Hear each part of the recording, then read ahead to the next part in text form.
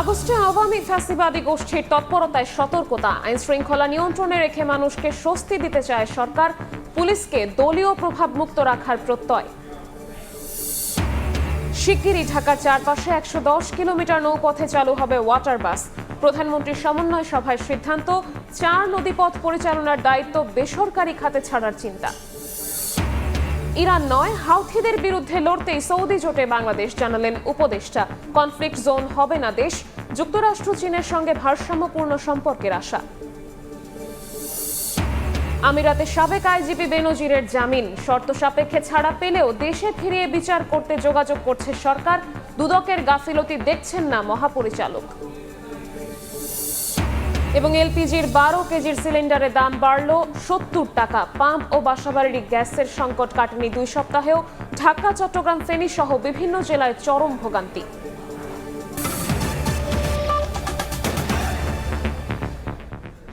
সময় সংবাদের সঙ্গে আছি আমি শবনব নিবিড়। আগস্ট মাস এলেই তৎপরতা বাড়ে, কার্যক্রম নিষিদ্ধ আওয়ামী লীগের। সারা দেশে এ বিষয়ে পুলিশকে সতর্ক করা হয়েছে বলে জানিয়েছেন স্বরাষ্ট্রমন্ত্রী। আইন শৃঙ্খলা নিয়ন্ত্রণে রেখে মানুষকে স্বস্তি দেয়াই সরকারের প্রধান অগ্রাধিকার বলে জানিয়েছেন তিনি। রাজশাহীর শারদায় সালাউদ্দিন আহমদ আরও বলেন, পুলিশ কোনো দল বা গোষ্ঠীর লাঠিয়াল বাহিনী নয়, দলীয় প্রভাবমুক্ত রেখে তাদেরকে মানবিক বাহিনী হিসেবে গড়ে তোলা হবে। ২৭তম বিসিএসে উত্তীর্ণ হওয়ার পরও প্রায় ১.৫ যুগ ছিলেন নিয়োগ বঞ্চিত। পরবর্তীতে আইনি প্রক্রিয়ায় সুপারিশ পেয়েছে নিয়োগের। রাজশাহীর শারদায় ১ বছর মেয়াদী মৌলিক প্রশিক্ষণ সংক্ষিপ্ত করে ৬ মাসে সম্পন্ন করা হয়েছে। ৫৬ শিক্ষানবিশ সহকারী পুলিশ সুপারকে এরই মধ্যে বাস্তবভিত্তিক প্রশিক্ষণের জন্য বিভিন্ন জেলায় সংযুক্ত করা হয়েছে। রোববার সকালে রাজশাহীর শারদায় বিসিএস পুলিশ প্রশাসনের ২৭তম ব্যাচের শিক্ষানবিশ সহকারী পুলিশ সুপারদের কুচকাওয়াজ অনুষ্ঠানে যোগ দেন স্বরাষ্ট্রমন্ত্রী সালাউদ্দিন আহমদ। কুচকাওয়াজ পরিদর্শন ও অভিবাদন গ্রহণ শেষে নবীন অফিসারদের উদ্দেশ্যে স্বরাষ্ট্রমন্ত্রী বলেন, পুলিশ কোনো দলের বা গোষ্ঠীর লাঠিয়াল বাহিনী নয়, দলীয় প্রভাবমুক্ত রেখে পুলিশকে মানবিক বাহিনী হিসেবে গড়ে তুলতে কাজ করছে সরকার। পুলিশ কোনো বিশেষ দলের বা গোষ্ঠীর লাঠিয়াল বাহিনী নয়। পুলিশ বাহিনীকে দলীয় প্রভাবমুক্ত করে একটি আধুনিক সেবাধর্মী ও মানবিক সংস্থায় রূপান্তর করাই আমাদের মূল লক্ষ্য। বর্তমান সরকারের প্রধান অগ্রাধিকার হচ্ছে আইন শৃঙ্খলা পরিস্থিতি নিয়ন্ত্রণের মাধ্যমে জনমনে স্বস্তি প্রদান ও শান্তি প্রতিষ্ঠা করা। অনুষ্ঠান শেষে সাংবাদিকদের প্রশ্নের জবাবে স্বরাষ্ট্রমন্ত্রী বলেন, আগস্ট মাস এলেই কার্যক্রম নিষিদ্ধ আওয়ামী লীগের তৎপরতা বৃদ্ধি পায়। এজন্য সারা দেশে পুলিশকে সতর্ক করা হয়েছে। আওয়ামী ফ্যাসিবাদী গোষ্ঠী, যেটা নিষিদ্ধ ঘোষিত রাজনৈতিক গোষ্ঠী, তাদের বিভিন্ন কার্যক্রম আগস্ট মাসে পরিলক্ষিত হচ্ছে। তো সেই জন্য আমরা সবাইকে সতর্ক থাকতে বলেছি। স্বরাষ্ট্রমন্ত্রী জানান, ঢাকার মতিঝিল আশুলিয়ায় বোমা উদ্ধারের ঘটনা তদন্ত হচ্ছে। বোম রেখে যাওয়ার ঘটনাগুলো তদন্ত করে আমরা দেখেছি যে আনুপাতিক হারে তুলনামূলক বিচারে এটা খুবই কম। তবে আমাদের কাজ আছে, আমরা সবসময় সতর্ক থাকি, পুলিশ বাহিনী সতর্ক থাকি। এছাড়া শৃঙ্খলা ভঙ্গ ও অপরাধের সঙ্গে জড়িত পুলিশ সদস্যদের বিরুদ্ধে ব্যবস্থা নেওয়া হবে বলেও জানান মন্ত্রী। মওদুদ রানা, সময় সংবাদ, রাজশাহী। এদিকে পুলিশের যানবাহনে হামলার আশঙ্কায় দেশ জুড়ে সতর্কতা জারি করেছে পুলিশ সদর দফতর। একই সঙ্গে পুলিশের সব ইউনিটকে নিরাপত্তা ব্যবস্থা জোরদার করার নির্দেশ দেওয়া হয়েছে। গোয়েন্দা তথ্য অনুযায়ী পুলিশের ব্যবহৃত জিপ, পিকআপ ও বাস সহ বিভিন্ন যানবাহন হামলার লক্ষ্যবস্তু হতে পারে। তবে ডিএমপি বলছে, সুনির্দিষ্ট হামলার কোনো আশঙ্কা নেই। পুলিশের ব্যবহৃত জিপ, পিকআপ ও বাস সহ বিভিন্ন যানবাহন হামলার লক্ষ্যবস্তু হতে পারে। এ ধরনের ঘটনা প্রতিরোধে দায়িত্বরত অবস্থায় কোনো যানবাহন সাময়িকভাবে থামানোর প্রয়োজন হলে সেটি অবশ্যই নিরাপদ স্থানে রেখে পুলিশের নজরদারিতে রাখতে হবে, এমন নির্দেশনা দেয়া হয়েছে পুলিশ সদর দফতর থেকে। শনিবার পুলিশ সদর দফতরের অপারেশনস নিয়ন্ত্রণ কক্ষ থেকে পাঠানো এক জরুরি বার্তায় এ নির্দেশনা দেওয়া হয়। বার্তায় বিষয়টি অত্যন্ত গুরুত্বপূর্ণ উল্লেখ করে দেশের সব মহানগর, রেঞ্জ, জেলা ও ইউনিটের কর্মকর্তাদের সর্বোচ্চ গুরুত্ব দিয়ে নির্দেশনাগুলো বাস্তবায়নের আহ্বান জানিয়েছে পুলিশ সদর দফতর। দায়িত্ব শেষে থানা, পুলিশ লাইন্স, অফিস কম্পাউন্ডে রাখা যানবাহনের নিরাপত্তা জোরদার করতে পুলিশের সব ইউনিটকে নির্দেশ দেওয়া হয়েছে। সম্প্রতিকালে আপনারা দেখছেন যে কয়েকটা বোমা উদ্ধার হয়েছে এবং ফলস কিছু রিউমারও ছড়ানো হচ্ছে, এটা করে নেই। এই ব্যাপারে আমরা তৎপর হচ্ছি এবং আমরা তৎপরতার ক্ষেত্রে যেন আমাদের নিজেদের নিরাপত্তাটা বজায় থাকে। এই জন্য এটা বিভিন্ন সময় দেওয়া থাকে। আমাদেরকে আগেও নির্দেশনা আছে যে আমরা আমাদের কোনো যানবাহন বা কোনো স্থাপনা আনঅ্যাটেন্ডেড রাখতে পারবো না। এটা আবার পুলিশ হেডকোয়ার্টার রিমাইন্ড দিয়েছে এটা অধিক সতর্ক হতে বলছে। পুলিশ বলছে সতর্কতামূলক ব্যবস্থা হিসেবে এই নির্দেশনা জারি করা হলেও সুনির্দিষ্ট কোনো হামলার তথ্য নেই। ওরকম স্পেসিফিক কিছু নাই, তবে আমরা সবসময় সতর্ক থাকি। সুপারভাইজিং অফিসার আমাদের কর্মকাণ্ড তারা তদারকি করে থাকে। কাজে আমরা যেন ফিল্ডে বিচরণের ক্ষেত্রে আমরা যেন আরো একটু সতর্ক থাকি, এটাই ওনারা রিমাইন্ড করে দিয়েছেন আমাদেরকে। আবার শনিবার রাজধানীর মিরপুর 10 ও ফার্মগেট মেট্রো রেল স্টেশনের নিচে পরিত্যক্ত ব্যাগ পাওয়ার খবরে জনমনে সাময়িক আতঙ্ক সৃষ্টি হয়। পরে পুলিশ জানায় বস্তা খুলে তাতে ঝুঁকিপূর্ণ কিছু পাওয়া যায়নি। বুলবুল রেজা, সময় সংবাদ, ঢাকা। সংযুক্ত আরব আমিরাতে শর্ত সাপেক্ষে জামিন পেয়েছেন সাবেক আইজিপি বেনজির আহমেদ। এটি আইনি প্রক্রিয়ার অংশ উল্লেখ করে পররাষ্ট্র প্রতিমন্ত্রী জানিয়েছেন তাকে ফিরিয়ে বিচারের মুখোমুখি করতে দেশটির সরকারের সঙ্গে যোগাযোগ চলছে। তার জামিন বাতিল করে দেশে ফেরাতে বাংলাদেশ আমিরাতে ল ফার্ম নিয়োগ করেছে বলে জানিয়েছেন স্বরাষ্ট্রমন্ত্রী। এদিকে বেনজিরকে ফেরাতে দুদকের কোনো আইনি গাফিলতি নেই বলে জানিয়েছেন সংস্থাটির মহাপরিচালক। দুর্নীতি ও অবৈধ সম্পদ অর্জনের অভিযোগের মামলার মুখে দেশ ছেড়ে সংযুক্ত আরব আমিরাতে সাবেক পুলিশ মহাপরিদর্শক বেনজির আহমেদ। তাকে দেশে ফেরাতে কূটনৈতিক ও আইনি উদ্যোগ নেয় সরকার। ইন্টারপোলের মাধ্যমে রেড নোটিশ জারি, সংযুক্ত আরব আমিরাতের কাছে প্রত্যর্পণের অনুরোধ এবং সংশ্লিষ্ট কর্তৃপক্ষের সঙ্গে নিয়মিত যোগাযোগের মধ্যেই দুবাইয়ে গ্রেফতার হন বেনজির। দেশটির আদালতে দুদকের করা মামলার নথিপত্রও পাঠায় স্বরাষ্ট্র মন্ত্রণালয়। এর মাঝেই গত 27 জুলাই দেশটির আদালত শর্ত সাপেক্ষে জামিন মঞ্জুর করেন বেনজির আহমেদের। রোববার এ বিষয়ে দুদক মহাপরিচালক দাবি করেন এ মামলায় আইনি কোনো গাফিলতি ছিল না। হোম থেকে সেটা আপনার ফরেন মিনিস্ট্রি হয়ে সেটা সংশ্লিষ্ট দেশে যায়। তো এখন আইনগত যে বিষয়গুলি আছে নিশ্চয়ই সবাই মিলে আমরা খতিয়ে দেখব। মানে আমাদের এখান থেকে যা যা পাঠানোর যা করার আমরা সবই করেছি। এদিকে পররাষ্ট্র প্রতিমন্ত্রী জানান সাবেক আইজিপি বেনজির আহমেদের শর্ত সাপেক্ষে জামিন সংযুক্ত আরব আমিরাতের আইনি প্রক্রিয়ার অংশ। তাকে দেশে ফিরিয়ে বিচারের মুখোমুখি করতে দেশটির সরকারের সঙ্গে যোগাযোগ অব্যাহত আছে। আমরা আশা করছি খুবই শীঘ্রই এই অভিযুক্ত আসামিকে বেনজিরকে ঢাকায় বাংলাদেশে ফিরিয়ে এনে তার বিচার কাজ এখানে সম্পন্ন করা যাবে। এদিকে রাজশাহীতে সাংবাদিকদের প্রশ্নের জবাবে স্বরাষ্ট্রমন্ত্রী জানান বেনজির আহমেদের জামিন বাতিল করে দেশে ফেরাতে আরব আমিরাতে ল ফার্ম নিয়োগ করেছে সরকার। হোম সেক্রেটারি দুবাই আমাদের যে ইউএই অ্যাম্বাসেডর তার সাথে কথা বলেছে, আমরা ল ফার্ম নিয়োগ করেছি, কয়েকদিন আগেই ল ফার্ম নিয়োগ করেছি। এই বিষয়টা শুধুমাত্র তাকে ইনস্ট্রাকশন দেওয়া হয়েছে যেন বেইল ক্যান্সেলেশনের জন্য সে পার্সু করবে। সরকারের আশা দুই দেশের মধ্যে চলমান আইনি ও কূটনৈতিক প্রক্রিয়ার মাধ্যমে বেনজির আহমেদকে দেশে ফিরিয়ে আনা সম্ভব। শাতিলা শারমিন, সময় সংবাদ, ঢাকা। ইরান আক্রমণের জন্য নয়, হাউথি বিদ্রোহী গোষ্ঠীকে প্রতিরোধ করতেই সৌদি প্রতিরক্ষা জোটে বাংলাদেশ। দুপুরে পররাষ্ট্র মন্ত্রণালয় ব্রিফিংয়ে কথা জানান প্রধানমন্ত্রীর পররাষ্ট্র বিষয়ক উপদেষ্টা হুমায়ুন কবির। আরও বলেন পরাশক্তির কনফ্লিক্ট জোন হবে না দেশ। যুক্তরাষ্ট্র ও চীনের সঙ্গে ভারসাম্যপূর্ণ সম্পর্ক বজায় রাখবে ঢাকা। হাউথিদের হামলা মোকাবেলা সহ লোহিত সাগর, আব আল মান্দেব প্রণালী এবং এডেন উপসাগরের গুরুত্বপূর্ণ নৌপথ এবং জ্বালানি সরবরাহ নিরাপদ রাখতে বহুজাতিক সামুদ্রিক প্রতিরক্ষা জোট গঠনের উদ্যোগ নিয়েছে সৌদি আরব। সমর্থন জানিয়েছে বাংলাদেশ, তুরস্ক, পাকিস্তান, মিশর, Kuwait, Bahrain, Qatar, Jordan, Yemen, Nigeria, Sudan, Djibouti, Somalia সহ 13টি দেশ। নতুন এই জোটের সদর দফতর স্থাপন করা হবে রিয়াদে। অংশগ্রহণে আগ্রহী দেশগুলো এখন জোটের কাঠামো, নেতৃত্ব ও পরিচালনা পদ্ধতি চূড়ান্ত করছে। নিজ নিজ দেশের সরকারি অনুমোদন শেষে আনুষ্ঠানিকভাবে জোটে যোগ দেবে তারা। এ বিষয়ে রোববার পররাষ্ট্র মন্ত্রণালয়ে গণমাধ্যম কর্মীদের প্রশ্নের জবাবে প্রধানমন্ত্রীর উপদেষ্টা জানান ইরানকে আক্রমণের জন্য নয়, হাউথিদের প্রতিরোধের জন্যই সৌদি প্রতিরক্ষা জোটে অংশগ্রহণ করছে ঢাকা। হুতিদেরকে ট্যাকল করতে যে ধরনের অ্যাসিস্ট্যান্স লাগবে ওই ধরনের অ্যাসিস্ট্যান্সে Bangladesh whatever resources Bangladesh has, then we will extend that. চীন ও যুক্তরাষ্ট্রের সঙ্গে সম্পর্ক প্রসঙ্গে তিনি বলেন, বাংলাদেশের মাটি যেন আন্তর্জাতিক শক্তিদের কনফ্লিক্ট জোন হবে না। সরকার প্রতিটি দেশের সঙ্গে সম্পর্কে ভারসাম্য রেখে চলছে বলেও জানান পররাষ্ট্র উপদেষ্টা।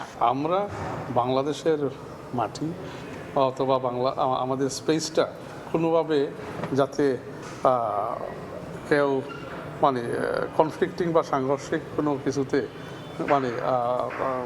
we won't let it be used for that purpose. বাংলাদেশের সঙ্গে সৌদি আরবের সম্পর্ক শুধুমাত্র ধর্মীয় প্রেক্ষাপটে নয়, দুদেশের কৌশলগত অংশীদারত্ব ঐতিহাসিক। তবে ইরানের সঙ্গেও সম্পর্ক সমান তালে থাকবে বলেও জানান হুমায়ুন কবির।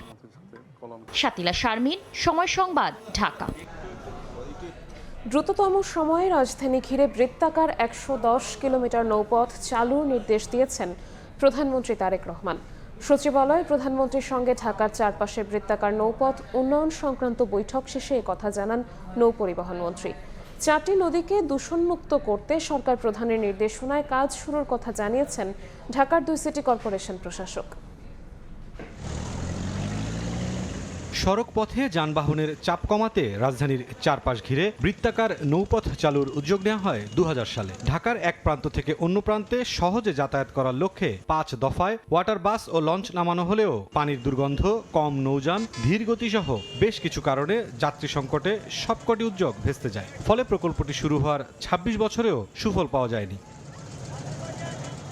এই নৌপথ পুনরায় চালু করতে নতুন উদ্যোগ গ্রহণের ঘোষণা ছিল বর্তমান সরকারের গুরুত্বপূর্ণ নির্বাচনী প্রতিশ্রুতিতে। রোববার সচিবালয়ে বৃত্তাকার নৌপথ উন্নয়নে সংশ্লিষ্টদের সঙ্গে বৈঠক করেন প্রধানমন্ত্রী তারেক রহমান। সভা শেষে ঢাকার 2 সিটির প্রশাসক জানান, রাজধানীর নদীগুলোকে দূষণমুক্ত করার পাশাপাশি শহরের সড়ক পরিবহন ব্যবস্থার মতো নৌপথেও উদ্যোগ গ্রহণের নির্দেশ দিয়েছেন সরকার প্রধান। পারগুলো বেঁধে কিভাবে আবর্জনা যাতে নদীতে না ফেলে সেটার জন্য আমরা জনগণকে উৎসাহিত করব। সকলের সমন্বয়ে এই বিষয়গুলোকে একটা নদীপথে নতুন করে এখানে বোর্ডের মাধ্যমে চলাচলের জন্য জনগণকে একটা উন্মুক্ত করে দেওয়া। এদিকে নৌ পরিবহন মন্ত্রী জানিয়েছেন, ঢাকার চারপাশের এই বৃত্তাকার নৌপথে গেল 10 বছরে 57 কোটি টাকা লোকসান হয়েছে। নতুন পরিকল্পনায় বেসরকারি খাতকে যুক্ত করা হচ্ছে। ঢাকা শহরের চারপাশে সেটা প্রায় 110 কিলোমিটারের মতো। তো সেখানে কিভাবে ওয়াটার বাস এবং নৌযাত্রা যেগুলি আছে সেটা নিশ্চিত করা যায়। সব মিলে 424টি জায়গায় এই সরাসরিভাবে ওয়েস্টেজ দিয়ে যাওয়া হচ্ছে নদীতে। 57 কোটি টাকা পরিসংখ্যান অনুসারে লস হয়ে যায় 10 বছরে। 2 মাসের একটা পরিকল্পনা নেওয়া হয়েছে যে 2 মাস পরে আমরা বেসরকারি খাতকে হয়তো এখানে ইনভলভ করতে পারবো। দ্রুততম সময়ে পরিকল্পনা বাস্তবায়নে এরই মধ্যে বিভিন্ন কর্তৃপক্ষকে নির্দেশনা দেওয়া হয়েছে বলেও জানান নৌ পরিবহন মন্ত্রী। সেটা মনোরম পরিবেশ। মুরসালিন হক জুনায়েদ, সময় সংবাদ, ঢাকা। বিএনপি দেশে আইনের শাসন ও ইনসাফ প্রতিষ্ঠা করতে চায় বলে জানিয়েছেন স্থানীয় সরকার মন্ত্রী মির্জা ফখরুল ইসলাম আলমগীর। দুপুরে ঠাকুরগাঁও আইনজীবী সমিতির সংবর্ধনা অনুষ্ঠানে তিনি কথা বলেন। জানান, দীর্ঘ লড়াই করে ফ্যাসিস্ট ব্যবস্থা থেকে বেরিয়ে এসেছে দেশ। একই সঙ্গে দেশে নতুন সম্ভাবনার সৃষ্টি হয়েছে। প্রভাবমুক্ত বিচার ব্যবস্থা তৈরি করতে পারলে সাধারণ নাগরিকরা উপকৃত হবে বলে জানান মির্জা ফখরুল। করে দিতে পারেন, আমরা চিরকৃতজ্ঞ থাকব। এই কারণেই আজকের এই বাংলাদেশে একটা দীর্ঘ লড়াই হয়েছে, সংগ্রাম হয়েছে। আমরা একটা ফ্যাসিস্ট একটা শাসন ব্যবস্থা থেকে বেরিয়ে আসতে সক্ষম হয়েছি। নতুন একটা সম্ভাবনা সৃষ্টি হয়েছে। আমরা যেটাতে আমরা প্রতিশ্রুতিবদ্ধ যে আমরা ন্যায় বিচার প্রতিষ্ঠিত করতে চাই, আমরা আইনের শাসন প্রতিষ্ঠা করতে চাই এবং সমাজে ইনসাফ প্রতিষ্ঠা করতে চাই।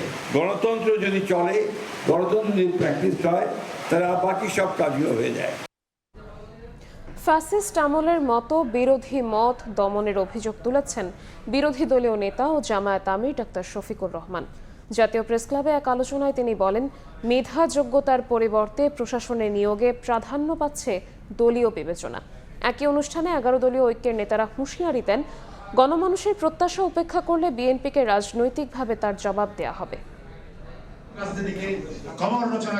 জুলাই গণ অভ্যুত্থানের দ্বিতীয় বর্ষপূর্তি উপলক্ষে রাজধানীর জাতীয় প্রেস ক্লাবে বাংলাদেশ লেবার পার্টির আলোচনা সভা। বিষয়ে জান দিব জুলাই দিব না। উপস্থিত ছিলেন বিরোধী দলীয় নেতাসহ 11 দলীয় ঐক্যের শীর্ষ নেতারা।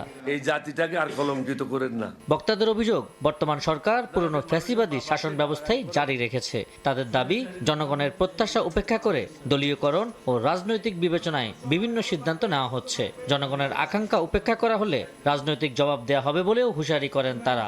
এমন কোনো জায়গা নাই যেখানে দলের লোককে নিয়োগ দেওয়া হচ্ছে না, অথচ হওয়া উচিত ছিল যোগ্য ব্যক্তিদের যোগ্য স্থানে নিয়োগ দেওয়া এবং প্রতিটা ক্ষেত্রে জবাবদিহিতা থাকা। এনসিপি নেতা নাসিরউদ্দিন পাটোয়ারি বলেন, রাষ্ট্রপতির পদ কোনো দলীয় পরিচয়ের হওয়া উচিত নয়। শেখ হাসিনা ছাত্রলীগের একটা ছোট্ট ক্যাডারকে ধরে আনি নিয়েছিল, বিএনপিও একই পথে যাচ্ছে। রাষ্ট্রপতি কোনো দলীয় ব্যক্তি হইতে পারবে না, রাষ্ট্রপতি কোনো গরিব পরিবারের হইতে পারবে না। আপনার সংবিধান যে সিস্টেম সেটা অনুযায়ী রাষ্ট্রপতি নিয়োগটা পার্লামেন্টে যারা আছেন তারা নিয়োগ করবেন। এদিকে সরকার ও বিএনপির সমালোচনা করে জামায়াতের আমির বলেন, অতীতের নির্যাতন ভুলে দলটি এখন ফ্যাসিবাদের পথে হাঁটছে। তখনকার ফ্যাসিস্টরা যা করেছে হুবহু তার একটা ফটোকপি আপনাদের মধ্যে আমরা দেখতে পাচ্ছি। ওরা যেমন বিরোধী মতকে দমন করার জন্য ষড়যন্ত্র, অপপ্রচার এবং বল প্রয়োগের আশ্রয় নিয়েছিল, আপনারা সবগুলা ইতিমধ্যে নিয়ে ফেলেছেন। বিরোধী দলীয় নেতার অভিযোগ, মেধা যোগ্যতার পরিবর্তে প্রশাসনে নিয়োগ ও পদায়নে প্রাধান্য পাচ্ছে দলীয় বিবেচনা। যে সমস্ত জায়গায় প্রশাসনের লোকদের দায়িত্ব পালন করার কথা, এখন সরাসরি সেখানে দলের নেতাদেরকে আপনারা পদায়ন করে দিচ্ছেন। বাংলাদেশের নতুন নজির আপনারা স্থাপন করছেন। গণমানুষের মতামত ও আকাঙ্ক্ষা উপেক্ষা করলে তার ফল ভালো হবে না বলেও মন্তব্য করেন জামায়াত আমির। সংসদ সমাধান হলে ঠিক আছে, না হইলে আমাদের রাজপথ। আবু সাইদ নিশান, সময় সংবাদ, ঢাকা। জুলাই হত্যাকাণ্ডের বিচার অবশ্যই নিশ্চিত করা হবে বলে জানিয়েছেন প্রধানমন্ত্রীর উপদেষ্টা মাহদি আমিন। বিকেলে বিয়াম অডিটোরিয়ামে জুলাই যোদ্ধাদের সম্মেলন ও কর্মশালায় আশ্বাস দেন তিনি। এ সময় জুলাই যোদ্ধাদের সনদ বাস্তবায়নের দাবির পরিপ্রেক্ষিতে মাহদি আমিন বলেন, যেভাবে কাঁধে কাঁধ মিলিয়ে দেশকে ফ্যাসিবাদ মুক্ত করা হয়েছে, ঠিক সেভাবে জুলাই সনদ বাস্তবায়ন করা হবে। দেশটা সবাইকে দেশ গঠনে কাজ করারও আহ্বান জানান প্রধানমন্ত্রীর এই উপদেষ্টা। আমাদের বিচার যেমন নিশ্চিত করতে হবে, প্রতিটি হত্যাযজ্ঞ কেন হয়েছিল আমাদেরকে অবশ্যই সেই বিচার, আইন অনুশাসন নিশ্চিত করতে হবে। আমরা চাই জনগণের যে প্রত্যাশা, জনগণের যে আকাঙ্ক্ষা, সেটাকে ধারণ করে রাষ্ট্র পরিচালনা করতে আমরা সবাই মিলে কাঁধে কাঁধ মিলে একসাথে বাংলাদেশকে গড়ে তুলব। আমরা আইনের অনুশাসন প্রতিষ্ঠা করব এবং আমরা অবশ্যই প্রতিটি হত্যাকাণ্ডের বিচার একসাথে সবাই মিলে কাঁধে কাঁধ মিলে সুনিশ্চিত করব। জুলাই অভ্যুত্থানের সময় সংঘটিত মানবতা বিরোধী অপরাধের মামলায় কার্যক্রম নিষিদ্ধ আওয়ামী লীগের সাধারণ সম্পাদক ওবায়দুল কাদের, যুগ্ম সাধারণ সম্পাদক আফম ও বাহাউদ্দিন নাসিম সহ 7 আসামির বিরুদ্ধে ট্রাইব্যুনালে সাক্ষ্য গ্রহণ শেষ হয়েছে। আন্তর্জাতিক ট্রাইব্যুনাল 2-এ মামলাটির যুক্তিতর্ক শুরু মঙ্গলবার। মামলার অন্য আসামিরা হলেন সাবেক প্রতিমন্ত্রী মোহাম্মদ আলী আরাফাত, যুবলীগের চেয়ারম্যান শেখ ফজলে শামস পরশ ও সাধারণ সম্পাদক মাইনুল হোসেন খান নিখিল এবং ছাত্রলীগের কেন্দ্রীয় সভাপতি সাদ্দাম হোসেন ও সাধারণ সম্পাদক শেখ ওয়ালি আসিফ ইনান। আসামিদের সবাই পলাতক। এদিকে ট্রাইব্যুনাল 1-এ জুলাই আন্দোলনে কারফিউ জারি করে হত্যা পরিকল্পনা ও উস্কানির মামলায় সালমান এফ রহমান ও আনিসুল হকের বিরুদ্ধে সাক্ষ্য গ্রহণ পিছিয়ে 4 আগস্ট ধার্য করেছেন ট্রাইব্যুনাল।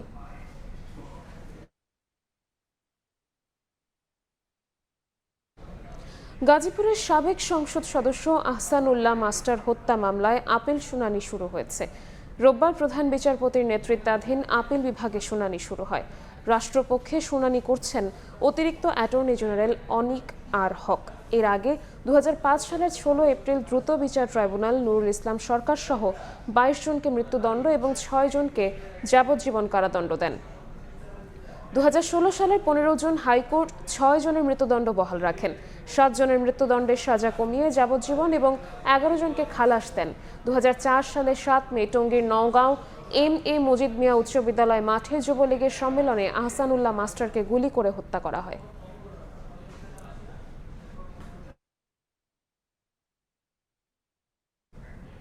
সময় সংবাদে আরও থাকছে। স্ত্রী শাশুড়িকে ছুরিকাঘাতে হত্যার পর থানায় স্বামী। কলাবাগানের ঘটনা তদন্তে পুলিশ। দিনাজপুরের সাবেক স্ত্রীকে পুড়িয়ে হত্যায় অভিযুক্ত গ্রেফতার। আবারও বাড়ল এলপি গ্যাসের দাম। 12 কেজি সিলিন্ডারের দাম 70 টাকা বাড়িয়ে 1598 টাকা নির্ধারণ করেছে বিইআরসি। বিকেলে সংবাদ বিজ্ঞপ্তিতে নতুন দাম ঘোষণা করে নিয়ন্ত্রক সংস্থা বিইআরসি। নতুন ঘোষণা অনুযায়ী প্রতি কেজি এলপি গ্যাসের দাম বেড়েছে 5 টাকা 85 পয়সা। আর এ হারে বাড়বে সব ধরনের সিলিন্ডারের দাম। সর্বোচ্চ 263 টাকা বাড়িয়ে 45 কেজি সিলিন্ডারের দাম নির্ধারণ করা হয়েছে 5,992 টাকা। বেড়েছে যানবাহনের ব্যবহৃত অটো গ্যাসের দামও। প্রতি লিটারের দাম 3 টাকা 27 পয়সা বাড়িয়ে 73 টাকা 67 পয়সা নির্ধারণ করা হয়েছে। 2 সপ্তাহ হতে চললেও এখনও কাটেনি রাজধানীতে গ্যাসের সংকট। দীর্ঘ অপেক্ষার পরও সিএনজি ফিলিং স্টেশনে মিলছে না পর্যাপ্ত গ্যাস। সরবরাহের অভাবে বন্ধ রাজধানীর বেশিরভাগ ফিলিং স্টেশন। এতে চরম দুর্ভোগে পড়েছেন গ্রাহকরা। সংকট সমাধানে সরকারের পক্ষ থেকে এখনও কোনো সুনির্দিষ্ট বার্তা না পাওয়ায় দুশ্চিন্তায় পাম্প সংশ্লিষ্টরাও। এদিকে ফেনীতে রাত থেকে বাসাবাড়ি, ফিলিং স্টেশন ও কলকারখানায় বন্ধ রয়েছে গ্যাস সরবরাহ। ভাসমান এলএনজি টার্মিনাল ক্ষতিগ্রস্ত হয়ে সরবরাহ কমে যাওয়ার পর থেকেই দেশজুড়ে দেখা দিয়েছে গ্যাসের তীব্র সংকট। পরিবহন, বাসাবাড়ি থেকে শিল্প খাত সবখানেই পড়েছে এর প্রভাব। রোববারও সকাল থেকে রাজধানীর বিভিন্ন সিএনজি ফিলিং স্টেশনে দেখা গেছে সিএনজির অপেক্ষায় যানবাহনের লম্বা লাইন। পর্যাপ্ত চাপ নেই মূল লাইনে। ঘন্টার পর ঘন্টা অপেক্ষা করেও পাওয়া যাচ্ছে না চাহিদা মতো গ্যাস। 1.5 ঘন্টা ধরে অপেক্ষা করতেছি, এখনো পাম্পে কোনো গ্যাস পাইতেছি না। এই রোদের মধ্যে কষ্ট করে বসে আছি। সিএনজির যন্ত্রণায় মানে রাস্তাঘাটে থাকতে থাকতে খুব ঝামেলার মধ্যে পড়ে গেছি। সকাল থেকে খানা দানা কিচ্ছু নেই, এই রাস্তার মধ্যে এই গ্যাসের জন্য আছি। সকালে গ্যাস পাই না, অনেক পাম্প বন্ধ থাকে। আবার সিরিয়াল লাগায়, সিরিয়ালে দেখতে গেছে লাগায় রাখি। ওরা 5-6টা গাড়িতে প্রেশার থাকলে গ্যাস দেয়, আবার বন্ধ করে দেয়। 3 ঘন্টা ঘুরে আইসা এই কর্নারে এসে 3 ঘন্টায় পরে গ্যাস নাই। সরবরাহ কমে যাওয়ায় লোকসান গুনতে হচ্ছে পাম্প সংশ্লিষ্টদের। দীর্ঘ সময় লাইনে দাঁড়ানো নিয়ে বিশৃঙ্খলা সৃষ্টি হচ্ছে পাম্পগুলোতে। আমাদেরকে তিতাস কর্তৃপক্ষ থেকে বলা হয়েছে এলএনজি প্রবলেমের কারণে এরকম সমস্যা হচ্ছে আর কি। রাস্তা ব্লক হয়ে সিরিয়ালে চলে আসতেছে। আমার নজেল 6টা, তার ভেতরে আমি হচ্ছে 2টা চেম্বারে 2টা নজেল দিয়ে, একটাতে প্রাইভেট কার দিচ্ছে, একটাতে সিএনজি দিচ্ছে। প্রেশার লো হওয়ার কারণে জনদুর্ভোগ। আমার এখানে উল্টাপাল্টা গাড়ি আসতেছে, অনেক পেশেন্ট আসতেছে। এইরকম প্রবলেমের কারণে জনগণের ভেতরে বিভ্রান্ত সৃষ্টি হচ্ছে। এদিকে পুরো ফেনীতেই নেই গ্যাসের চাপ। এতে দুর্ভোগ চরমে গ্রাহকদের। ফিলিং স্টেশনগুলোতে দীর্ঘ সময় অপেক্ষা করতে হচ্ছে যানবাহনগুলোকে। সামদানি প্রত্যয়, সময় সংবাদ, ঢাকা। গ্যাস সংকটের সর্বশেষ খবর জানাতে এই মুহূর্তে চট্টগ্রামের কদমতলীতে আছেন রিপোর্টার পার্থপ্রতিম বিশ্বাস। সরাসরি যাচ্ছে সেখানে।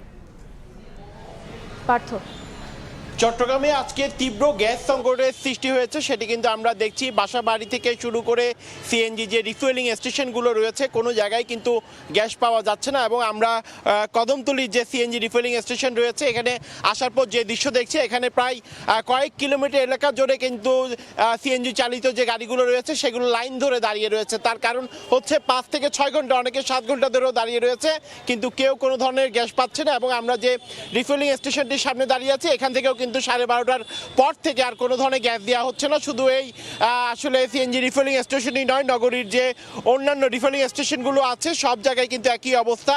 আসলে কক্সবাজারের মহেশখালীর ভাসমান তরলীকৃত প্রাকৃতিক গ্যাস টার্মিনালে কারিগরি ত্রুটির জেরে কিন্তু দেশে 10 দিন ধরে যে তীব্র গ্যাস সংকট চলছে, তার প্রভাব বেশি পড়েছে বন্দরনগরী চট্টগ্রামে। কারণ এই অঞ্চলে নিজস্ব গ্যাস ক্ষেত্র থেকে সরবরাহ না থাকায় পুরো ব্যবস্থায় এলএনজি নির্ভর। ফলে বাসাবাড়ির চুলা থেকে শুরু করে শিল্প কারখানা, সিএনজি ফিলিং স্টেশন, বিদ্যুৎ কেন্দ্র ও সার কারখানার গ্যাসের তীব্র সংকট দেখা দিয়েছে। এবং দিন রাতের প্রায় সময় রান্নার চুলা জ্বলছে মিটমিট করে। গ্যাসের চাপ কখনো আসছে, আবার কখনো হঠাৎ চলে যাচ্ছে। আসলে শিল্প কারখানার উৎপাদন ব্যাহত হচ্ছে মারাত্মকভাবে। গ্যাসের কারণে চট্টগ্রামের শিল্পক্ষেত্রে উৎপাদন কমেছে কমপক্ষে 30%। এবং ফিলিং স্টেশনে গ্যাসের জন্য সারাদিন লেগে আছে দীর্ঘ লাইন। এবং চট্টগ্রামের গ্যাস নির্ভর 2টি বিদ্যুৎ কেন্দ্র কিন্তু পুরোপুরি আসলে বন্ধ আছে। এবং ওই 2টি কেন্দ্রে মধ্যে 210 মেগাওয়াট করে 420 মেগাওয়াট বিদ্যুৎ উৎপাদন করা হতো এবং কাফকো সার কারখানা উৎপাদন মারাত্মকভাবে ব্যাহত হচ্ছে। বাকি দুই কারখানা সিফেল এবং ড্যাপও বন্ধ রয়েছে কারিগরি ত্রুটি ও কাঁচামাল সংকটের আসলে আবর্তে। আসলে যে গ্যাস সংকটের কারণে আসলে চাহিদার বিপরীতে 44% কম গ্যাস পাচ্ছে চট্টগ্রাম। শিল্প কারখানায় উৎপাদন কমেছে 30% এবং সিএনজি স্টেশনগুলোতে 5-6 ঘন্টার যে দীর্ঘ লাইন সেটি কিন্তু আমাদের ক্যামেরায় আপনারা দেখতে পাচ্ছেন এবং এখানে যারা গাড়ি চালকরা রয়েছে তারা বলছেন তারা 6-7 ঘন্টা ধরে আজকে না খেয়ে কিন্তু শুধুমাত্র গ্যাসের জন্য অপেক্ষা করছে।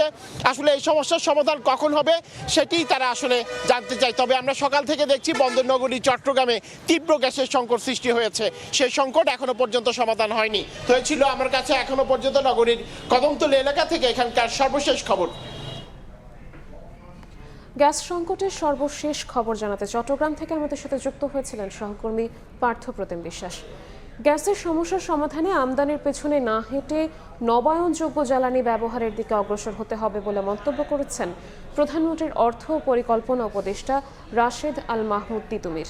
রাজধানীতে এক সেমিনারে মন্তব্য করেন তিনি।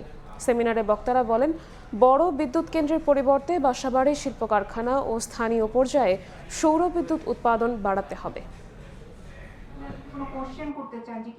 রোববার সকালে রাজধানীর পল্টনে ইআরএফ কার্যালয়ে আয়োজিত এক সেমিনারে বাংলাদেশের জ্বালানি নিরাপত্তা ও টেকসই ভবিষ্যৎ নিশ্চিত করতে নবায়নযোগ্য জ্বালানির উপর গুরুত্ব আরোপ করেন খাত সংশ্লিষ্টরা। 30,000 টাকা যেহেতু 1 কিলোওয়াটে সেভ করে, অন্তত 3 কিলোওয়াট পর্যন্ত যারা গরিব মানুষ তাদেরকে সরকার একটা ভর্তুকি দিক, যে ভর্তুকিটা সরকারের কাছে ফিরে আসবে, কারণ সে আমদানি রক্ষা করে, আমদানি থেকে প্রত্যেকে বেশি বাঁচিয়ে দিক। এখন যেরকম সোলারের নেট মিটারিং আছে, একই সাথে এনার্জি স্টোরেজের জন্য তার একটা পলিসি ফ্রেমওয়ার্ক নিয়ে আসতে হবে। প্রত্যেকটা ভেহিকল যাতে অ্যাক্টিভলি একটা সিস্টেমে কাজ করে, সেইটার জন্য আমরা একটা কাঠামো, একটা স্ট্রাকচার তৈরি করার কাজটা এগিয়ে নিচ্ছি। এ সময় সিপিডির নির্বাহী পরিচালক বলেন, বড় বিদ্যুৎ কেন্দ্রের পরিবর্তে বাসাবাড়ি, শিল্প কারখানা ও স্থানীয় পর্যায়ে সৌর বিদ্যুৎ উৎপাদন বাড়াতে হবে। এতে জমির ব্যবহার কমবে, নির্ভরযোগ্য হবে বিদ্যুৎ সরবরাহ। বাসাবাড়িতে ইলেকট্রিক চুলার ব্যবহার বাড়ছে এবং আগামীতে এখানে ব্যাটারির ব্যবহার আরও বাড়বে। হাসপাতাল গুলোতেও আমরা দেখতে পাচ্ছি যে রুফটপ সোলার এবং ব্যাটারির ব্যবহার বাড়ছে। সুতরাং এই জায়গাগুলোতে আগামী দিনে কিন্তু বড় রকমের সুযোগ তৈরি হচ্ছে এবং যেগুলো আপনারা দেখবেন নীরবে এই জিনিসগুলো বাংলাদেশে সম্প্রসারিত হতে থাকবে। অনুষ্ঠানে প্রধানমন্ত্রীর অর্থ পরিকল্পনা বিষয়ক উপদেষ্টা জানান, গ্যাসের সমস্যা সমাধানে আমদানির পেছনে না হেঁটে নবায়নযোগ্য জ্বালানি ব্যবহারের দিকে অগ্রসর হতে হবে। গ্যাসের সংকট হচ্ছে, গৃহের সমস্যা হচ্ছে, আমরা চেষ্টা করছি হিউস্টনে যাচ্ছি, ওই জায়গা থেকে এলপিজি আনা, অলিগার্কি ভাঙা, এগুলো সব ঠিক, কিন্তু এর চেয়ে সহজতর সমাধান ছিল যদি আমরা বাড়িতে আপনার রান্নার জন্য সোলার সিস্টেম দিয়ে চুলাটা দিতে পারতাম। জ্বালানি সংকটের স্থায়ী সমাধানে সৌর বিদ্যুতের ব্যবহারকে সামাজিক আন্দোলনে পরিণত করার তাগিদ দেন উপদেষ্টা রাশেদ আল মাহমুদ তিতুমির। এটা তো আমরা পলিটিক্যাল ইকোনমি জানি যে এনার্জি সিস্টেমের পলিটিক্যাল ইকোনমি। সাইফুল ইসলাম, সময় সংবাদ, ঢাকা। দেশের সরকারি হাসপাতালগুলোর চাহিদা মেটাতে 241 কোটি টাকায় বসানো 99টি অক্সিজেন প্ল্যান্টের বেশিরভাগই অচল। অযত্ন, অবহেলা ও সমন্বয়হীনতার অভাবে বন্ধ উৎপাদন। বেসরকারি কোম্পানি থেকে কোটি কোটি টাকার অক্সিজেন কিনছে হাসপাতালগুলো। সোহেল কোরেশির ক্যামেরায় নাইম হাসানের অনুসন্ধানের 2 পর্বের আজ থাকছে প্রথম পর্ব। তালাবদ্ধ রুমেই পড়ে আছে কোটি টাকা ব্যয়ে নির্মিত সরকারি অক্সিজেন প্ল্যান্ট। প্রতিদিন 8 লাখ লিটার অক্সিজেন তৈরির সক্ষমতা থাকলেও বহুদিন ধরেই এই প্ল্যান্টটি বন্ধ, যার ফলে হাসপাতালকে প্রতি মাসে বাইরে থেকে কিনতে হচ্ছে 22 থেকে 25 লাখ টাকার অক্সিজেন। শুধু বাংলাদেশ মেডিকেল নয়, দেশের প্রায় 70টিরও বেশি সরকারি হাসপাতালের চিত্র বর্তমানে এটি। করোনা মহামারীর সময় সরকারি হাসপাতালগুলোকে অক্সিজেনের স্বয়ংসম্পন্ন করতে নির্মাণ করা হয়েছিল অক্সিজেন প্ল্যান্ট। বর্তমানে দেশে রয়েছে 101টি প্ল্যান্ট, কিন্তু এর মধ্যে সচল মাত্র 30টি, বাকি অধিকাংশই বন্ধ কিংবা অচল অবস্থায় পড়ে আছে। স্বাস্থ্য অধিদপ্তরের তথ্য বলছে 99টি প্ল্যান্ট নির্মাণে ব্যয় হয়েছে প্রায় 241 কোটি টাকা, যার মধ্যে নিজস্ব অর্থায়নে 40টি, এডিবির সহায়তায় 29টি ও জাতিসংঘের অর্থায়নে 30টি তৈরি করা হয়েছে। আমি বর্তমানে দাঁড়িয়ে আছি জাতীয় বক্ষব্যাধি ইনস্টিটিউট ও হাসপাতালে, যেখানে সরকারি প্ল্যান্ট থেকে দৈনিক 8 থেকে 10 লাখ লিটার অক্সিজেন তৈরি হচ্ছে। বাকি প্ল্যান্টগুলো সচল থাকলে মোট পরিমাণ গিয়ে দাঁড়াতো প্রায় 8 কোটি লিটার, যা দিয়ে দেশের সরকারি মেডিকেলের অক্সিজেনের চাহিদা পূরণ সম্ভব। দৈনিক 8 থেকে 10 লাখ লিটার আমরা তৈরি করতে পারি এবং এটা ডিপেন্ড করে রোগীর উপর। 60% মতো আমরা চাহিদা পূরণ করতে পারি। একই প্ল্যান্ট বসানো হয়েছে ঢাকা মেডিকেল কলেজ হাসপাতালে, তবে সেখানকার চিত্র ভিন্ন। তালাবদ্ধ রুমে অকেজো হয়ে বছরের পর বছর পড়ে আছে প্ল্যান্টটি, ফলে বেসরকারি কোম্পানি থেকে মাসে 70 থেকে 80 লাখ টাকার অক্সিজেন কিনছে হাসপাতালটি। আমাদের মেশিন এখন মোটেও দেয় না, কারণ আমাদের মেশিন এখন চলেই না, তাই না? অনেক দিন ধরে চলে না। প্ল্যান্টগুলো সচল থাকলে স্বয়ংসম্পূর্ণ করে তুলত দেশের অক্সিজেন খাত। প্ল্যান্ট বন্ধ থাকায় বছরে কয়েকশো কোটি টাকার অক্সিজেন কিনতে হচ্ছে বেসরকারি কোম্পানির কাছ থেকে। সরকারি প্ল্যান্ট বন্ধ থাকার জন্য দক্ষ জনবলের অভাবকে দায়ী করছেন স্বাস্থ্য অধিদপ্তরের অতিরিক্ত মহাপরিচালক। ম্যানপাওয়ারের ঘাটতি আছে, প্রজেক্টগুলো শেষ হয়ে যাওয়ার ফলে। তারপরে এগুলোকে সাপ্লাই জেনারেট করার জন্য যে অয়েল, ফ্লুইড বা ইলেকট্রিসিটি দরকার, সেগুলোর কিছু একটা সমস্যা থাকতে পারে। এই দুটো যদি আমরা এনশিওর করতে পারি, তাহলে আমার মনে হয় যে এগুলো মধ্যে অধিকাংশই চালু করা যাবে।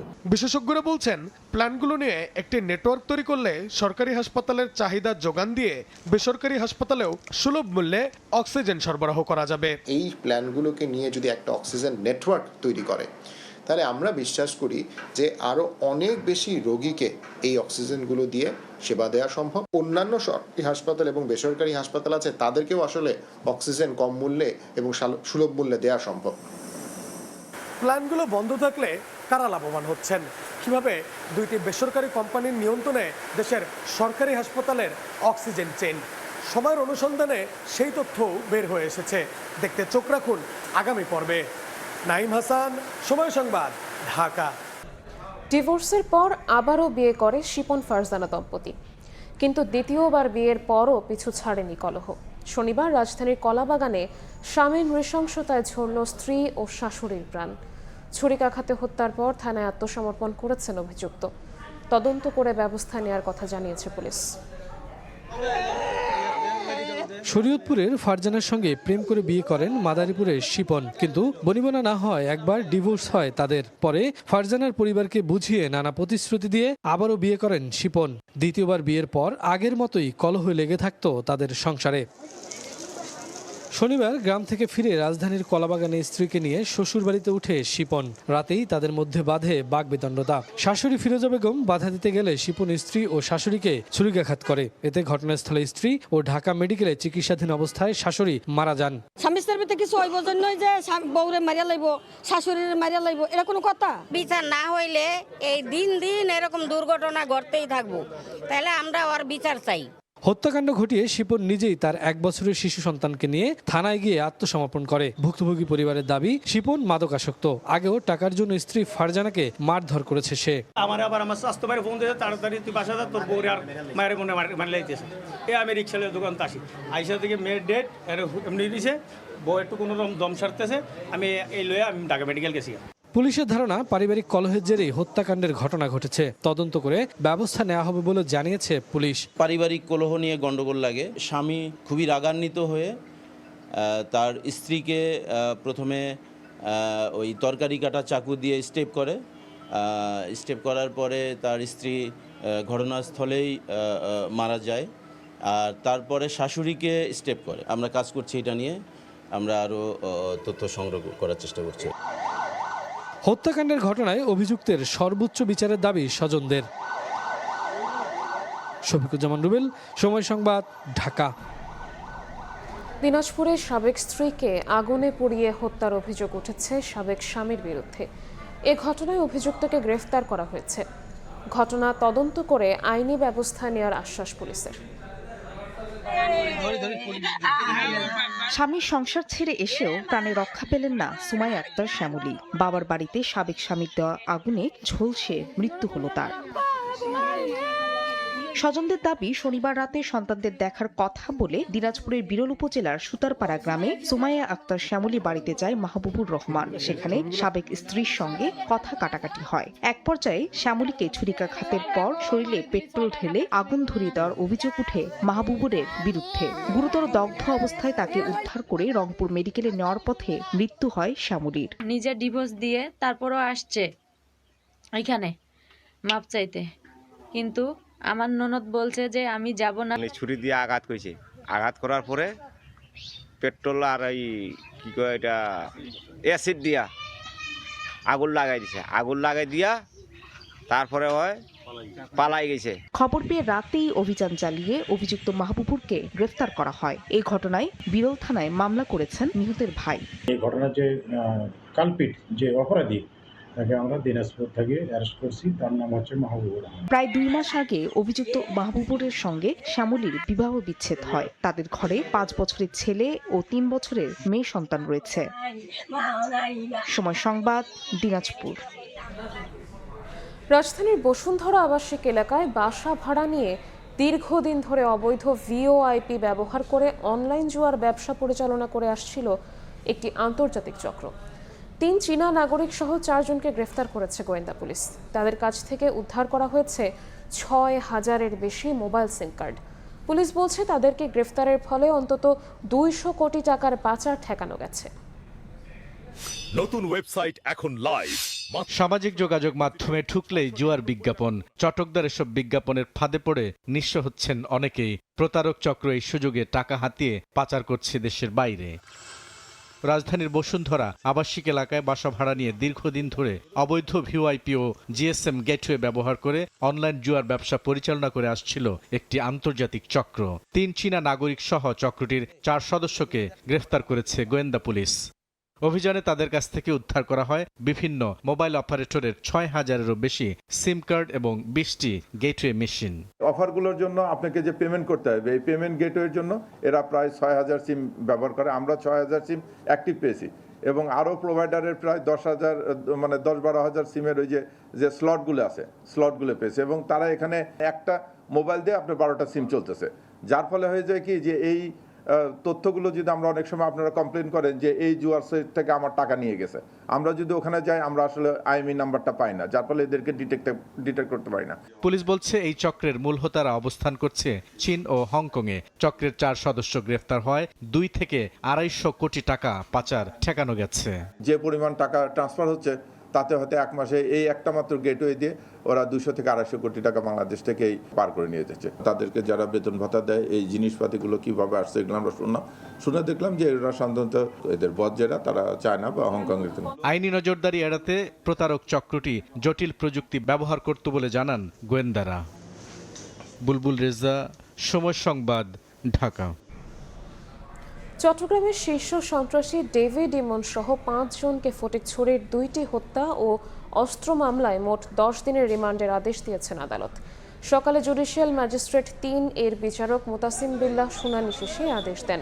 2টি মামলায় ইমনের 7 দিন করে 14 দিনের রিমান্ড আবেদন করে পুলিশ। এছাড়া হাটহাজারের অপর একটি চাঁদাবাজির মামলায় ডেভিড ইমন সহ গ্রেফতার 4 জনকে গ্রেফতার দেখানো হয়েছে। এর আগে বৃহস্পতিবার যশোরে থেকে 4 সহযোগী সহ গ্রেফতার হন ডেভিড ইমন। হত্যা, চাঁদাবাজি সহ ডজনেরও বেশি মামলা আছে তার বিরুদ্ধে। কোভিড নমুনা পরীক্ষায় জালিয়াতির ঘটনায় আলোচিত রিজেন্ট হাসপাতালের চেয়ারম্যান মোহাম্মদ শাহেদ করিমকে চেক জালিয়াতিতে 1 বছরের সাজার মামলায় গ্রেফতার দেখানো হয়েছে। ঢাকার তৃতীয় যুগ্ম মহানগর দায়রা জজ আদালতে আদেশ দেন। আদালত সূত্রে জানা যায় 3 মে আদালত এই মামলার রায় ঘোষণা করেন। রায়ে তাকে 1 বছরের কারাদণ্ড ও চেকের সমপরিমাণ 23,18,000 টাকা অর্থদণ্ড দেওয়া হয়েছে। মামলার অভিযোগে বলা হয়েছে 2020 সালের 26 জুলাই বাহার ট্রেডার্স ইন্টারন্যাশনালের স্বত্বাধিকারী শাহেদের বিরুদ্ধে মামলাটি করেন। মামলায় চেক ডিজঅনারের অভিযোগ আনা হয়। গেল 20 জুলাই রাজধানীর ইসিবি চত্বর এলাকা থেকে শাহেদকে গ্রেফতার করে পুলিশ।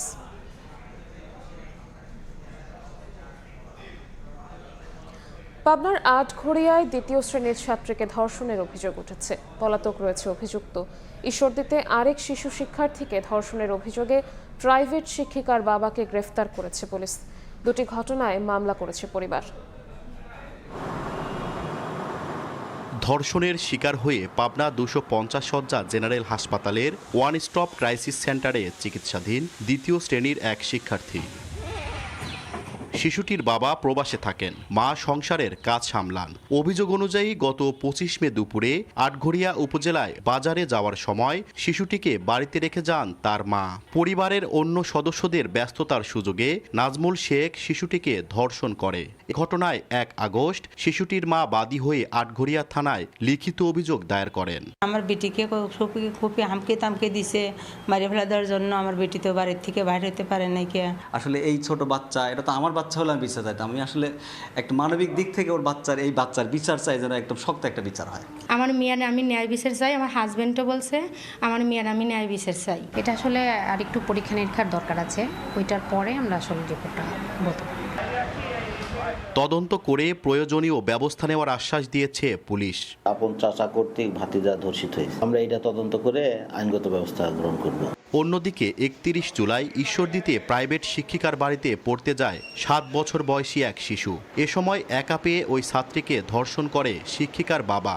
এ ঘটনায় ঈশ্বরদী থানায় মামলা করে পরিবার। পরে অভিযান চালিয়ে অভিযুক্ত মাসুদ রানা মদনকে গ্রেফতার করে পুলিশ। ওর ওয়াইফ বলে হাত ধরে টানি নিয়ে গেছে। ওয়াইফ নাকি বলে ঘাস কাটতে গেছে, যাবার পর বলতেছে যে বউ আমাকে কি করবে, আমাকে এই কাজ করেছো। বাচ্চা বলতেছে আমাকে আগে 3-4 দিন এই কাম করেছে। ঘটনার সাথে সংশ্লিষ্ট যাকে অভিযুক্ত করা হচ্ছে তাকে ইতিমধ্যে আমরা হেফাজতে নিয়েছি। পুলিশের তথ্যমতে গত 1 মাসে পাবনা জেলায় শিশুসহ 7 জন ধর্ষণের শিকার হয়েছে। সবুজ মোল্লা, সময় সংবাদ, পাবনা। সময় সংবাদে আরও থাকছে। ইরানের সামরিক হামলার পরিকল্পনা স্থগিত করলেন ট্রাম্প। সম্ভাব্য সমঝোতায় অগ্রগতির দাবি, যে কোনো আগ্রাসনের কঠোর জবাবের হুঁশিয়ারি তেহরানের।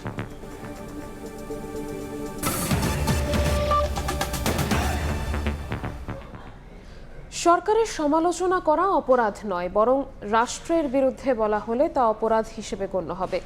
ঢাকা বিশ্ববিদ্যালয়ের সাংবাদিকতা বিভাগের প্রতিষ্ঠা বার্ষিকীতে কথা বলেছেন তথ্য ও সম্প্রচার মন্ত্রী। তিনি বলেন, সাংবাদিকতা পেশা আরও সুরক্ষিত ও মর্যাদাপূর্ণ করতে সরকার কাজ করছে। শিক্ষক শিক্ষার্থী অতিথিদের অংশগ্রহণে র্যালির মাধ্যমে শুরু হয় ঢাকা বিশ্ববিদ্যালয়ের সাংবাদিকতা বিভাগের 64তম প্রতিষ্ঠাবার্ষিকীর আনুষ্ঠানিকতা। সামাজিক বিজ্ঞান অনুষদের আয়োজনে ছিল সেমিনার, বিষয় রাজনীতি, ক্ষমতা ও সাংবাদিকতার আন্তঃসংশ্লেষ। আলোচনায় সম্পাদক পরিষদের সভাপতি নুরুল কবির বলেন, সাংবাদিকতাকে গণতন্ত্র ও জনকল্যাণের কাজে লাগাতে বুদ্ধিবৃত্তিক ভাবনা চিন্তা প্রয়োজন। সাংবাদিকতা জনস্বার্থ পরায়ণ, গণতন্ত্র পরায়ণ সাংবাদিকতা মানেই এক ধরনের রাজনৈতিক বুদ্ধিবৃত্তিক তৎপরতা। দক্ষ ও যোগ্য সাংবাদিক তৈরিতে সাংবাদিকতা বিভাগের জন্য প্রয়োজনীয় প্রশিক্ষণ ও অন্যান্য কর্মকাণ্ড বাস্তবায়নের আশ্বাস দেন ঢাকা বিশ্ববিদ্যালয়ের উপাচার্য। আপনাদের একটা স্বয়ংসম্পূর্ণ ল্যাব থাকার জন্য যা যা প্রয়োজন সেটা আমাদের করা উচিত। সেখানে প্রয়োজন হলে আমরা আমাদের প্রশাসন থেকে সহযোগিতা করবে। আমরা না পারলে আমাদের মন্ত্রী মহোদয় আছেন, তাদের কাছে সহযোগিতা চাইব। আশা করি ওনারা আমাদের ফিরিয়ে দেবেন। তথ্য ও সম্প্রচার মন্ত্রী বলেন, সরকারের সমালোচনা করা অপরাধ নয়, বরং রাষ্ট্রের বিরুদ্ধে বলা হলে তা অপরাধ হিসেবে বিবেচ্য হবে। সাংবাদিকতাকে আরও সুরক্ষিত ও মর্যাদাপূর্ণ করতে বিএনপি সরকার কাজ করছে বলেও জানান তিনি। আমাদের যে এখানে অ্যাক্ট, সেই অ্যাক্টের মধ্যে হলফনামা দিতে হয়, তখন সরকার বিরুদ্ধে কিছু করবে না বলে একটা কথা আছে। এই ক্ষেত্রে আইনগত পরিবর্তন করে এটাকে রাষ্ট্রবিরোধিতার জায়গাতে আমরা নিয়ে আসবো। সরকার না, সরকারের বদলে এটা রাষ্ট্র হয়ে যাবে। আমাদের যে কোনো জ্ঞানকে জনগণের কল্যাণের দিকে ধাবিত করতে হবে। বিশেষ করে সাংবাদিকতার মতো বুদ্ধিভিত্তিক পেশাতে এটা অবশ্যই করতে হবে। গণমাধ্যমের স্বাধীনতা নিশ্চিত করা সহ সাংবাদিকতাকে জনকল্যাণমুখী করতে সবার সম্মিলিত প্রয়াস জরুরি বলেও মন্তব্য করেন সেমিনারের বক্তারা। নেই বলেই আমাদের প্রয়োজন। আদনান তুর্য, সময় সংবাদ, ঢাকা। দেশের স্বার্থকে অগ্রাধিকার দিয়ে উন্নয়ন নীতি নির্ধারণের পাশাপাশি নজর দিতে হবে বিনিয়োগ ও কর্মসংস্থান বাড়ানোর দিকে। পলিসি রিসার্চ ইনস্টিটিউটের আলোচনায় এ তাগিদ দেন বক্তারা। আলোচনায় উন্নয়ন কৌশল ও অর্থনৈতিক নীতিগত স্বাধীনতা, অভ্যন্তরীণ সক্ষমতা এবং দীর্ঘমেয়াদী পরিকল্পনার গুরুত্ব তুলে ধরেন বক্তারা। এতে প্রধান বক্তা ছিলেন ওয়েস্টার্ন সিডনি ইউনিভার্সিটির professor emeritus doctor Anisuzzaman Chowdhury. অংশ নেন ব্যবসায়ী, অর্থনীতিবিদ, গবেষক ও তৈরি পোশাক খাতের প্রতিনিধি। আলোচনায় বাংলাদেশের উন্নয়ন কৌশল, অর্থনৈতিক নীতিতে স্বাধীন সিদ্ধান্ত গ্রহণ, বৈশ্বিক পরিবর্তনের প্রভাব, বিনিয়োগ ও কর্মসংস্থান বাড়ানো এবং টেকসই প্রবৃদ্ধির জন্য প্রয়োজনীয় সংস্কারের বিষয়গুলো গুরুত্ব পায়। আমি যখন এই ট্রাস্টটা গ্রো করতে, আমার এখন মেইন কাজ হবে how do I rebuild this social capital? Completely gone. যতক্ষণ আমি এইটা করতে পারবো না ততক্ষণ এখানে ইনভেস্টমেন্ট আসবে না, তখন আমার এখানে ব্রেন ট্রেন হবে, কারণ আমি তো এখানে দেখতেছি আমি ট্রাস্ট করতে পারতেছি না কাউকে, আমি নেবারকে ট্রাস্ট করতে পারছি না। যোগদান ও পদায়নের তারিখ ঘোষণা করায় আন্দোলন থেকে সরে এলেন সরকারি প্রাথমিক বিদ্যালয়ের সহকারী শিক্ষক পদে সুপারিশপ্রাপ্তরা। এর আগে সকালে রাজধানীর শাহবাগ থানা ও জাতীয় জাদুঘরের সামনে অবস্থান কর্মসূচি পালন করেন আন্দোলনকারীরা। এ সময় দ্রুত যোগদান ও পদায়নের দাবি জানান তারা। আন্দোলন চলার সময়ই 1 অক্টোবর যোগদান ও 4 অক্টোবর নির্বাচিত প্রার্থীদের পদায়নের তারিখ ঘোষণা করে বিজ্ঞপ্তি দেয় প্রাথমিক ও গণশিক্ষা মন্ত্রণালয়। এরপরই বেলা 2টার দিকে কর্মসূচি প্রত্যাহার করে শাহবাগ ছাড়েন আন্দোলনকারীরা।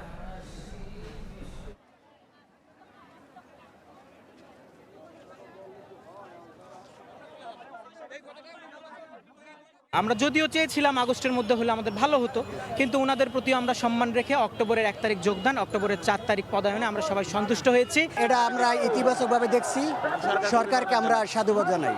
আমাদের প্রোগ্রাম পেয়ে আমরা আশ্বস্ত হয়েছি, এখন আমরা স্কুলে যেতে চাই। দীর্ঘ অপেক্ষা তারপরেও যে আমাদের দাবিটা সরকার মেনে নিয়েছে, অনেক কষ্ট রোদে পুরে বৃষ্টিতে ভিজে আমরা 61 জেলার মানুষ এখানে এসেছি। আমরা চাই পরবর্তীতে যাতে যারা বেকারত্বে ভুগতেছে তাদের নিয়োগমালাতে আর জানি এরকম কোনো সমস্যা না হয়। চাকরি ফেরতের দাবি জানিয়ে মানববন্ধন করেছেন দেশের প্রধান পুঁজিবাজার ঢাকা স্টক এক্সচেঞ্জ ডিএসসির চাকরিচ্যুত কর্মকর্তা কর্মচারীরা। রোববার দুপুরে মতিঝিলে ডিএসসি ভবনের সামনে অনুষ্ঠিত কর্মসূচিতে তারা অভিযোগ করেন, শ্রম আইন লঙ্ঘন করে কোনো পূর্ব ঘোষণা বা নোটিশ ছাড়াই গত 25 জুন থেকে 28 জুলাইয়ের মধ্যে 17 জন কর্মীকে চাকরিচ্যুত করা হয়েছে এবং তাদের কোনো ক্ষতিপূরণও দেওয়া হয়নি। আন্দোলনকারীদের দাবি, আরও প্রায় 140 জন কর্মকর্তাকে ডিসেম্বরের মধ্যে ছাঁটাইয়ের জন্য তালিকাভুক্ত করা হয়েছে। তাদের মতে এই বেআইনি ছাঁটাইয়ের ফলে ডিএসসির কর্মকর্তা কর্মচারীদের মধ্যে চাকরি হারানোর আতঙ্ক সৃষ্টি হয়েছে, যা কর্মপরিবেশের উপর নেতিবাচক প্রভাব ফেলছে। দেশের বাইরের খবর। ইরানের বিরুদ্ধে পরিকল্পিত সামরিক হামলা আপাতত স্থগিত করেছেন মার্কিন প্রেসিডেন্ট ডোনাল্ড ট্রাম্প। সম্ভাব্য সমঝোতার অগ্রগতির দাবি করে তিনি বলেন, দ্রুত চুক্তি হলে হামলার প্রয়োজন হবে না। এদিকে যুক্তরাষ্ট্র ও ইসরায়েলের যে কোনো আগ্রাসনের বিরুদ্ধে কঠোর জবাবের হুঁশিয়ারি ইরানি পররাষ্ট্রমন্ত্রী আব্বাস আরাগচির। চলতি সপ্তাহে ইরানের জ্বালানি অবকাঠামোয় হামলার কথা জানালেও সেই অবস্থান থেকে সরে এলেন মার্কিন প্রেসিডেন্ট ডোনাল্ড ট্রাম্প। দ্রুত একটি চুক্তিতে পৌঁছানোর শর্তে তিনি ইরানের ওপর পরিকল্পিত হামলা স্থগিত করেছেন। ইরান এবং মধ্যপ্রাচ্যের অন্যান্য দেশগুলো তাকে যে কোনো হামলা থেকে বিরত থাকতে বলেছে বলে দাবি ট্রাম্পের। ট্রুথ সোশ্যালে দেয়া এক পোস্টে ট্রাম্প সতর্ক করে বলেন, যুক্তরাষ্ট্র ইরানের বিরুদ্ধে প্রস্তুত এবং দ্বিতীয় বিশ্বযুদ্ধের পর নজিরবিহীন শক্তি প্রয়োগে আঘাত হানতে সক্ষম। তবে তেহরান ও অন্যান্য আঞ্চলিক সরকারগুলোর অনুরোধের পর তিনি ইরানে পরিকল্পিত সামরিক হামলা স্থগিত করেছেন। দ্রুত একটি চুক্তি না হওয়া পর্যন্ত ইরানে হামলা চালাবে না যুক্তরাষ্ট্র। ট্রাম্পের ঘোষণার আগে যে কোনো মার্কিন এবং ইসরায়েলি হামলার বিরুদ্ধে কড়া সতর্কবার্তা দেয় ইরান। ইরানের পররাষ্ট্রমন্ত্রী আব্বাস আরাগচি, মধ্যস্থতাকারী দেশ পাকিস্তানের সেনাপ্রধান এবং তুরস্ক ও সৌদি আরবের পররাষ্ট্রমন্ত্রীদের সঙ্গে ফোন আলাপ করেন। ট্রাম্প যে চুক্তির কথা বলে হামলা বন্ধ করার সিদ্ধান্ত নিয়েছেন, সেই চুক্তির মধ্যে ইরানকে অবিলম্বে ও সম্পূর্ণরূপে হরমুজ প্রণালী খুলে দেয়া এবং তাদের পারমাণবিক হুমকি বন্ধ করার কথা বলা হয়েছে। ট্রাম্পের এই নতুন সিদ্ধান্ত ইসরায়েলের সঙ্গে আলোচনা করে নেওয়া হয়েছে বলে জানান ট্রাম্প। তবে এই বিষয়ে ইসরায়েল তাৎক্ষণিকভাবে প্রকাশ্য কোনো বিবৃতি দেয়নি। এই ঘোষণাটি এমন এক সময় এসেছে যখন মার্কিন গণমাধ্যমে খবর প্রকাশিত হয়েছে যে ওয়াশিংটন ইরানের উপর নতুন ও তীব্র হামলা চালানোর পরিকল্পনা করছে। এদিকে ইরানের পররাষ্ট্র মন্ত্রণালয়ের একটি বিবৃতিতে যুক্তরাষ্ট্রকে হরমুজ প্রণালীতে নৌ চলাচলের নিয়মকানুন উপেক্ষা করে যুদ্ধবিরতি চুক্তি লঙ্ঘনের জন্য অভিযুক্ত করা হয়েছে। এছাড়াও তেহরানের মতে অননুমোদিত পথে জাহাজ চালনার নির্দেশ দেওয়ার জন্যও যুক্তরাষ্ট্রকে অভিযুক্ত করা হয়েছে। শাফিনা সুলতানা, সময় সংবাদ। অস্ট্রেলিয়ায় যাওয়ার আগে শেষবারের মতো ঢাকায় অনুশীলন করলেন লিটন দাস। রাতে স্কোয়াডের বাকি সদস্যদের সঙ্গে অস্ট্রেলিয়ায় যাবেন উইকেট রক্ষক ব্যাটার। ইনজুরির কারণে লিটনকে বাদ দিয়ে অজিদের বিপক্ষে ম্যাচের জন্য স্কোয়াড ঘোষণা করেছিল বিসিবি। পরবর্তীতে অনুশীলনে ভালো অনুভব করায় তাকে দলে অন্তর্ভুক্ত করা হয়। এদিন মিরপুরে অনেকটা সময় ব্যাটিং অনুশীলন করেন টাইগার ব্যাটার, যদিও তিনি আছেন রিহ্যাবের মাঝে। অস্ট্রেলিয়ায় পৌঁছে আবারও পরীক্ষা নিরীক্ষার পর সিদ্ধান্ত নেওয়া হবে প্রথম টেস্টের স্কোয়াডে তাকে যুক্ত করার বিষয়টি। ডারউইনে খেলতে না পারলেও পরের টেস্টে খেলবেন তা অনেকটা নিশ্চিত। এদিন অনুশীলনে দারুণ সময় কাটিয়েছেন লিটন দাস।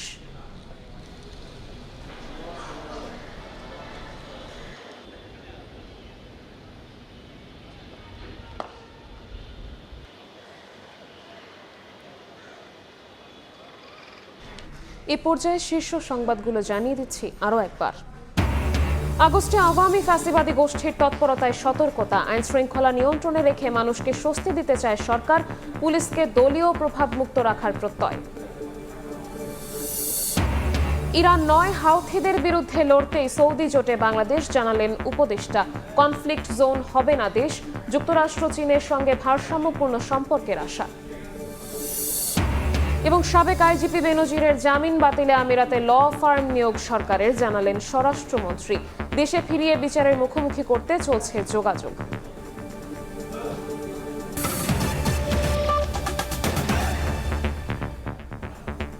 এই ছিল 5টার সময়। এরপর বাংলার সময় নিয়ে সঙ্গে থাকবেন সহকর্মী জিন্নাতারা যশোয়া। নিবিড়, আপনাকে ধন্যবাদ। বাংলা সময় নিয়ে আসছে কিছুক্ষণ পর, সঙ্গেই থাকুন সময়ের।